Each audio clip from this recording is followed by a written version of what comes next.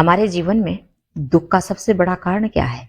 हमारा पास्ट, हमारा बीता हुआ कल, जो किसी ना किसी रूप में हमारे सामने आकर के खड़ा हो जाता है और हमें जीवन में आगे बढ़ने से रोकता है।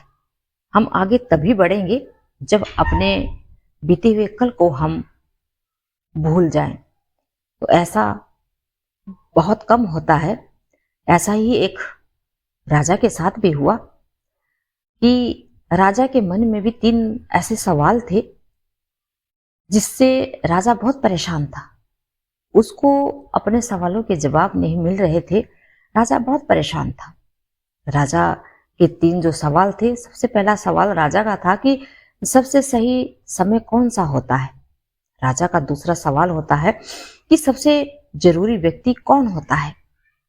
और तीसरा सवाल था राजे का कि सबसे महत्वपूर्ण काम कौन सा होता है। अब राजा बहुत परेशान था। जितनी भी राज्य में विद्वान लोग थे, सबसे सलाह ली, सबसे बातचीत करी, सबको अपने प्रश्न बताए, पर किसी से भी संतोषजनक जवाब नहीं मिला। अब राजा परेशान होकर के एक साधु के कुटिया पर गया और अपने सवाल साधु को बताए। साधु उस टाइम अपने वहां बगीचा जो लगाया था, खेत, उसमें काम कर रहे थे। तो राजा ने अपने सवाल बताए साधु को। साधु मुस्कुरा करके चुप हो गए।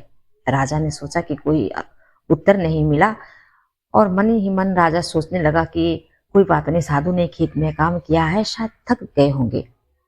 और थोड़ी देर बाद क्या होता है रात के समय कि एक जो लुटेरा है वो वहां आ जाता है, जो बुरी तरह से घायल है और बीमार भी है।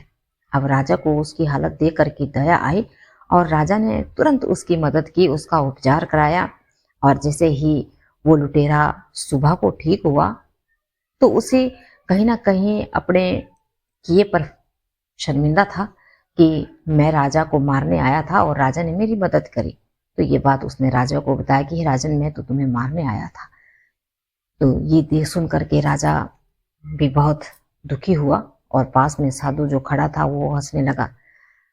कहने लगे कि हे राजन, आपके सवालों के जवाब है कि जो आपने सबसे पहले सवाल किया था कि सबसे सही समय कौन सा होता है। तो